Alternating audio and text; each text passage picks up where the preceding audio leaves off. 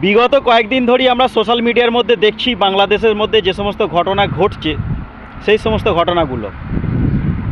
ওখানে ভারত বিরোধী স্লোগান, মোদি বিরোধী স্লোগান, ভারতের সমস্ত সরঞ্জাম বিক্রির নিষেধের স্লোগান, এই সমস্ত কিছু সব কিছু আমরা দেখতে পাচ্ছি।